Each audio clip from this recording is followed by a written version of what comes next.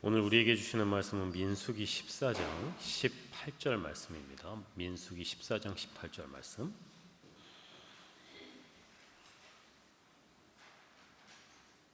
네, 스크린 보시면서 한 목소리로 함께 읽겠습니다. 시작.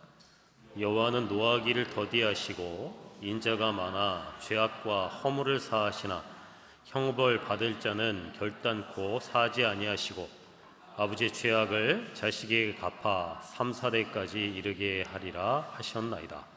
아멘. 네, 오늘은 우리 민수기 말씀 개론 시간으로 이 시간 함께 성경 공부를 같이 하시도록 하겠습니다. 오늘 함께 나눌 이 이야기가 성경의 민수기라는 책인데, 여러분은 민수기 하면 가장 먼저 떠오르는 것이 무엇인가요? 혹시 이런 분이 계시지 않을까라는 생각이 드는데요. 박민숙, 김민숙, 최민숙 이런 내 친구 민숙이 내 생각이 나지 않을까라는 생각이 드는데요. 그 민숙이가 아니라 영어 이름으로 보면은 넘버스 이렇게 되어 있습니다. 그래서 숫자들이라는 의미가 담겨 있죠.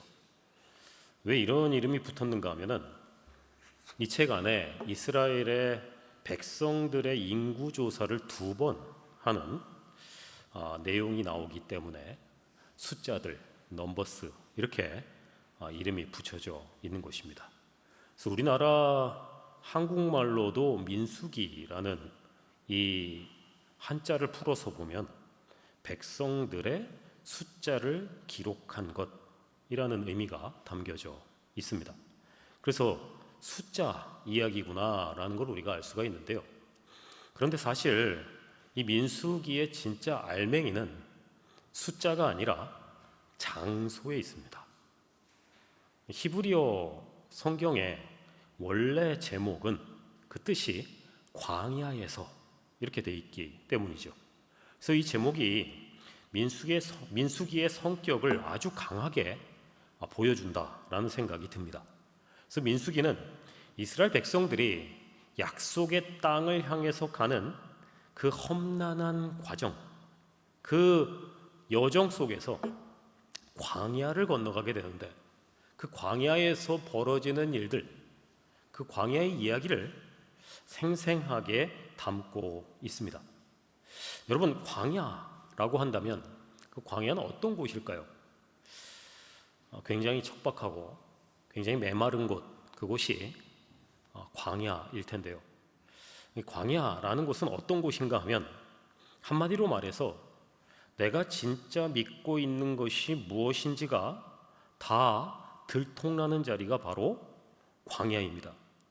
먹을 것, 마실 것, 그런 것들이 마음대로 되는 것이 하나도 없고 어디로 가야 하는지 앞이 전혀 보이지 않는 곳, 그곳이 바로 광야입니다. 그래서 그 불편하고 그 힘든 자리에서 사람은 내가 진짜 무엇을 의지하고 살아가고 있는지를 숨길 수가 없다는 거죠. 그래서 이 민수기가 이 이스라엘 사람들이 이 광야 속에서 무엇을 의지하고 있는지, 진짜로 그들이 의지하고 있는 것이 무엇인지를 보여주는 말씀이다, 이렇게 볼 수 있다는 겁니다. 사실 이스라엘 백성들은 굉장히 많은 은혜를 이미 입은 사람들이었습니다. 우리가 아는 것처럼 애굽에서 종살이하고 있던 그들을 하나님께서 구원하셨고, 그리고 홍해를 건너왔고, 그리고 시내산에서 하나님의 말씀을 받았습니다. 그래서 그들은 이미 하나님의 놀라운 은혜를 충분히 받은 사람들이다, 이렇게 말을 할 수 있겠죠. 그런데 그 다음에 일어나는 일이 진짜 그들에게 중요한 일이었습니다. 구원받은 건 알겠는데, 그럼 이제 구원받은 백성답게 어떻게 살 것인가 하는 숙제가 그들에게 남겨져 있었다는 거죠. 그래서 하나님의 말씀을 정말 끝까지 믿고 이 약속의 땅을 걸어갈 수 있는가 하는 것이 그들에게는 너무나도 중요한 문제가 아닐 수 없었다는 겁니다. 하나님은 말씀을 주셨습니다. 그러나 그 말씀이 정말로 그들이 믿고 따를 만한 것인가? 그것을 정말로 끝까지 붙잡고 이 광야를 지나갈 수 있는가 하는 것이 그들에게는 너무나 중요한 문제였다는 거죠. 지금 이 성경의 순서를 우리가 살펴보면 민수기 앞에 출애굽기와 레위기가 있습니다. 그리고 이 민수기 다음에는 여호수아가 기다리고 있죠. 그래서 지금 민수기는 하나님께서 그들을 구원하셨고 말씀을 주신 후에 하나님께서 약속하신 그 약속의 땅에 들어가기까지의 과정을 이야기하고 있는데, 그 약속의 땅에 들어가기 위해서 그들이 이 광야를 어떻게 지나가야 하느냐, 이 광야를 어떻게 살아내야 하느냐 하는 것을 아주 리얼하게 보여주는 성경이 바로 이 민수기라는 겁니다. 그런데 우리가 참 안타깝게도 이 광야의 이스라엘은 믿음보다는 불평과 불순종의 모습이 훨씬 더 많이 보여지고 있습니다. 그래서 민수기를 쭉 읽다 보면은 아주 답답하게도 계속해서 반복되는 안타까움이 발견이 됩니다. 하나님은 정말로 신실하게 이 이스라엘 민족을 붙잡고 계시는데, 근데 이스라엘은 틈만 나면 흔들리고 틈만 나면 불순종하는 모습을 보여주고 있기 때문이죠. 하나님은 정말로 정성껏 그들을 인도하시는데 백성들은 입만 열면 불평하고, 하나님은 약속을 지키시기 위해 애쓰시는데 백성들은 현실 앞에 계속해서 벌벌 떨고 있는 그런 모습을 우리에게 보여주고 있다는 겁니다. 그래서 사실 이 민수기의 첫 장면은 굉장히 멋있고 그리고 질서정연하게 시작을 하거든요. 하나님께서 이스라엘 민족을 전부 다 불러 모으십니다. 그리고 하나님께서 그 숫자를 세시기 시작합니다. 하나님의 백성이 얼마나 하나님의 은혜 가운데서 큰 민족을 이루었는지, 하나님의 놀라운 은혜가 얼마나 큰지, 그 사랑이 얼마나 큰지를 한 사람 한 사람의 숫자를 세면서 그 70명의 사람들이 얼마나 큰 민족을 이루었으며 그 안에 하나님이 얼마나 크게 역사하셨는지를 아주 상세하게 보여주고 계십니다.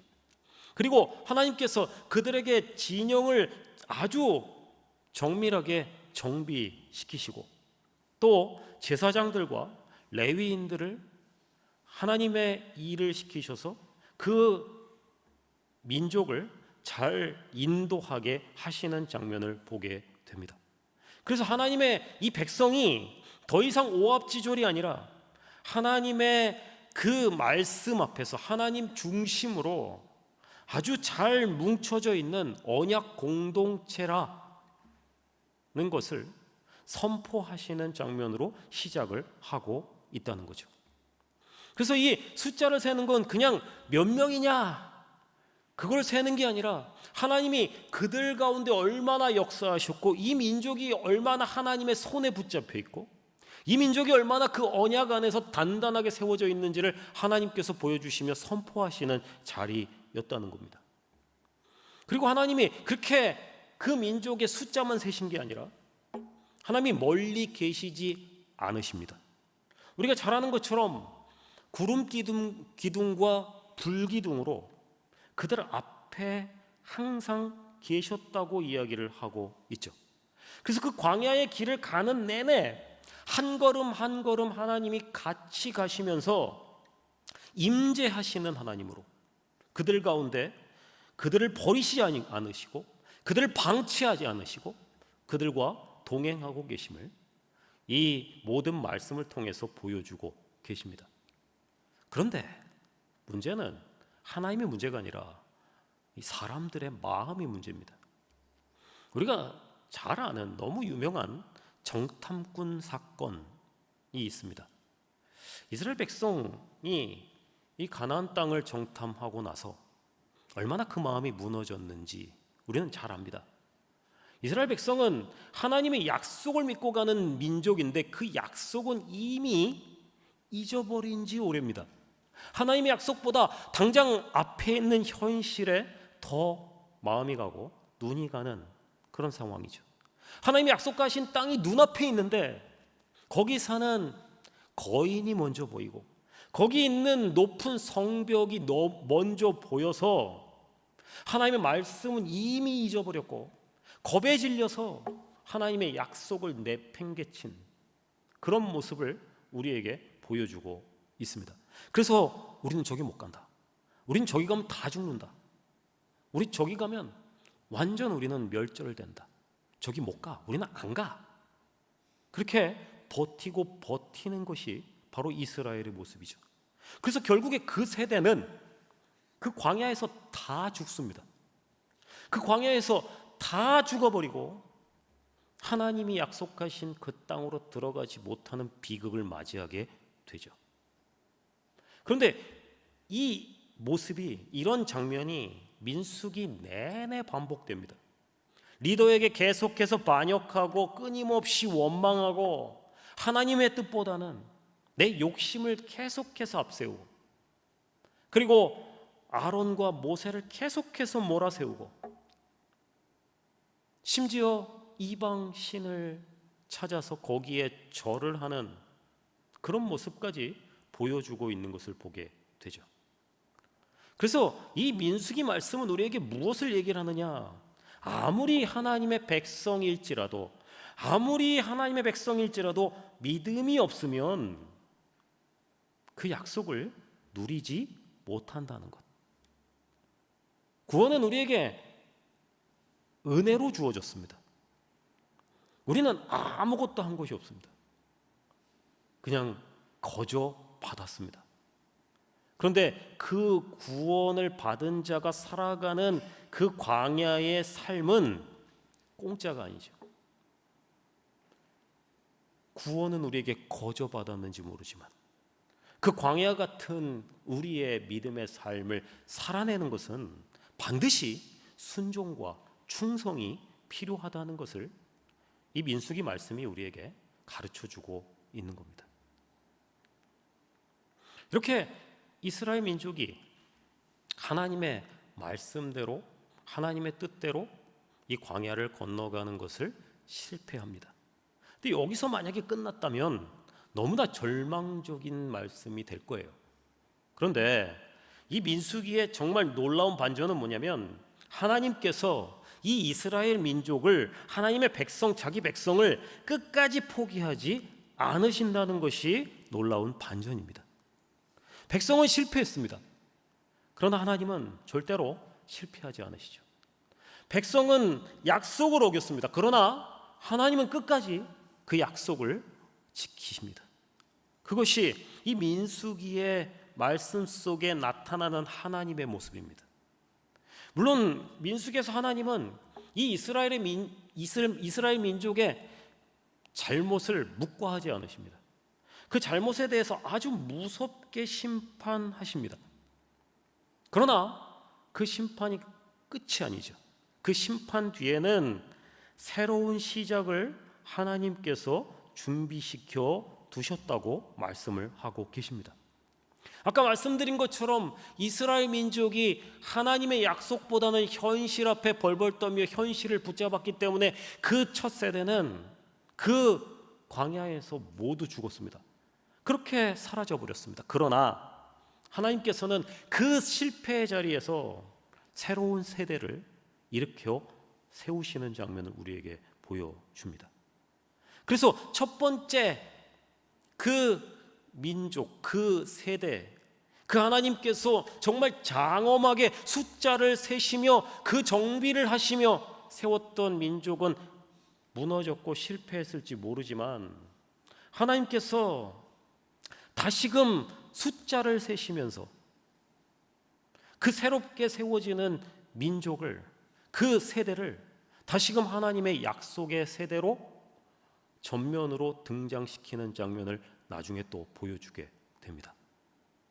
그래서 하나님이 한 번만 그들의 숫자를 세신 게 아니라 두 번 세신 이유가 거기 있습니다. 첫 세대는 그렇게 하나님이 멋지게, 아주 장엄하게 그 민족을 시작하셨으나 망했지만, 다시금 세우시는 이 민족을 하나님은 포기하지 않으실 것이며 이 민족을 통해서 또다시 하나님의 약속을 이루시겠다고 이 숫자를 세시면서 다시 한번 이야기하시는 거죠.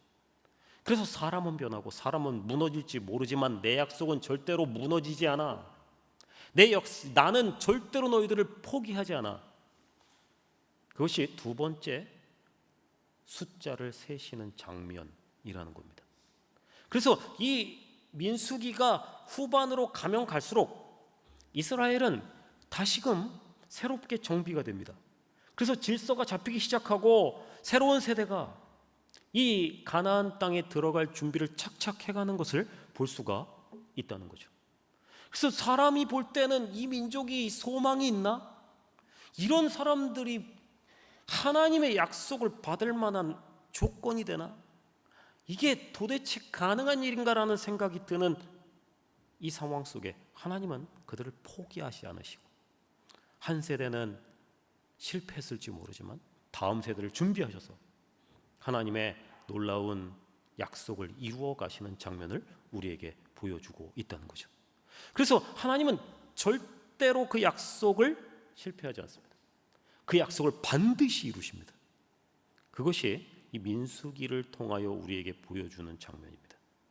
그래서 민수기의 중심에는 어떤 이야기가 있는 것인가?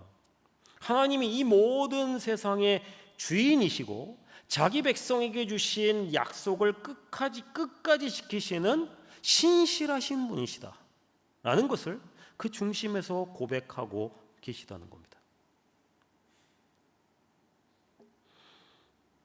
그런데 여러분, 이 이야기가 그냥 옛날 옛적 이스라엘 사람들의 이야기라고만 생각하면 정말로 우리는 말씀을 잘 보지 못하는 겁니다. 사실 오늘 말씀은 이 민수기는 우리의 신앙을 비추는 거울과 같습니다.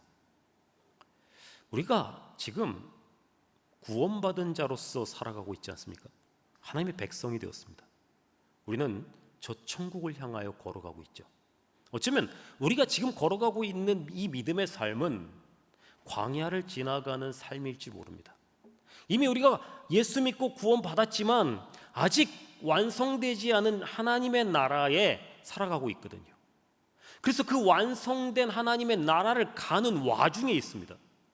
이미 우리가 많은 은혜를 받았습니다. 엄청난 놀라운 은혜를 받았습니다. 그러나 그 은혜를 가지고 또 우리는 이 광야 같은 믿음의 삶을 하루하루 매일매일 싸우며 걸어가야만 합니다. 그래서 우리에게 오늘 말씀이 우리에게 이야기하는 것은 우리의 인생이 그렇게 광야 같은 인생인데 우리는 과연 하나님을 의지하고 살아가고 있는가? 그 하나님을 정말로 의지하는가? 라고 물어보고 있습니다. 그리고 하나님의 약속보다 혹시 우리가 눈앞에 닥쳐있는 현실을 더 크게 보고 있지는 않는가? 물어보고 있습니다. 입만 열면 불평했던 이스라엘 백성들처럼 우리도 어쩌면 이 광야 같은 인생을 불평과 불만으로만 가득 채우고 있지는 않은지 오늘 또 우리에게 물어보고 있는 겁니다. 거룩하신 하나님 앞에 순종하는 일을 너무나도 가볍게 여기고 있지는 않느냐고 오늘 우리에게 물어보고 있다는 거죠. 내가 실패하고 넘어진 순간에도 하나님은 신실하게 나를 붙잡고 계시다는 사실을 믿느냐고 물어보고 있는 것입니다. 하나님은 절대로 우리를 포기하지 않습니다. 우리는 넘어질지 모르지만, 우리는 불평하고 원망할지 모르지만 그분은 우리를 포기하지 않으십니다.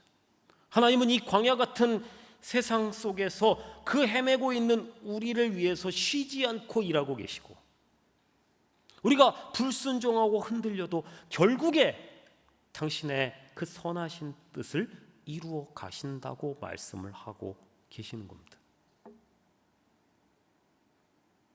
우리 하나님의 백성들을 끝까지 버리지 않으시겠다고 말씀하고 있다는 거죠. 그것을 어떻게 장담하느냐? 이미 하나님은 우리에게 그 하나님의 약속을 이루어 놓으셨습니다. 무슨 얘기인가 하면 그 약속이 이미 예수 그리스도 안에서 이루어졌습니다. 광야 같은 세상에서 우리의 중보자 되시는 예수 그리스도가 우리 가운데 계십니다. 예수 그리스도께서 우리의 모든 실패와 우리의 모든 죄악과 우리의 모든 그 부족함을, 그 모든 죄를 대신 짊어지셨습니다. 그 예수 그리스도께서 생명의 떡으로서, 그 생명의 물로서 우리 가운데 이 광야 같은 세상에서 날마다 먹이십니다. 그 하나님께서 그 아들을 우리에게 주셔서 우리를 절대 포기하지 않으시겠다고 말씀을 하고 계십니다. 그래서 우리는 이 광야 가운데서 우리 힘으로 가지 않습니다. 내 힘과 내 능력으로 이 광야를 통과하지 않습니다. 그분이 이미 승리해 놓으셨고 이미 이루어 놓으신 그 놀라운 은혜 속에서 걸어가고 있습니다. 그래서 아무리 환경이 불안하고 아무리 환경이 문제가 가득한 것처럼 보일지 모르지만 그럼에도 불구하고 두려워할 필요가 없다는 겁니다. 지금도 하나님은 왕으로서 우리 가운데 계셔서 우리를 다스리고 계시고 이 이스라엘 민족 가운데 불기둥과 구름 기둥으로 함께 하셨던 것처럼 그 하나님의 아들 예수 그리스도께서 그 예수 하나님의 영이신 성령께서 우리 가운데 지금 임재해 계시다고 말씀을 하고 계시며 한 걸음 한 걸음 주님이 우리와 함께 걷고 계시다고 말씀하고 계십니다. 그래서 민수기가 우리에게 외치는 그 한마디에 우리가 귀를 기울일 필요가 있습니다. 이 광야 같은 세상 걱정하지 마라. 내가 너와 함께 간다. 내가 너의 손을 붙잡고 같이 가고 있다. 그 하나님은 신실하시다. 이렇게 우리에게 외치고 계시는 겁니다. 그래서 이제 우리에겐 불평이 없습니다. 우리에겐 원망이 없습니다. 우리에겐 더 이상 두려움이 없습니다. 우리에겐 더 이상 눈물이 없습니다. 그저 그 하나님을 믿는 믿음만 우리에게 있다면 우리가 가는 이 광야의 길은 불안이, 원망이 사라지고 주님을 바라보는 소망으로만 가득 차게 될 것을 우리는 믿습니다. 하나님은 끝내 그 이스라엘 민족을 약속의 땅으로 인도하셨습니다. 우리가 이제 다음 주에 살펴보겠지만 하나님께서 실제로 그 땅에 이스라엘 민족을 들여보내십니다. 놀랍게도 말이 안 되지 않습니까, 여러분? 하나님을 그렇게 원망하고 불평하고 배신하고 엉망진창인 인간들을 하나님의 약속의 땅으로 들여 넣으신다는 것이 이상하지 않습니까? 그런데 지금 우리의 삶에 그런 이상한 일이 이루어지고 있습니다. 이토록 원망과 불평과 불신이 가득한 우리의 인생을 그분이 포기하지 않으시며 그분이 붙잡고 가시며 우리를 끝내 그 하나님의 영광의 나라로 인도해 주실 줄로 믿습니다. 그것을 기대하고 오늘도 이 광야의 길이지만 주님과 함께 기쁨으로 즐거움으로 믿음으로 은혜로 주님과 함께 걸어가시는 우리 모든 성도님들 되시기를 주님의 이름으로 축원합니다.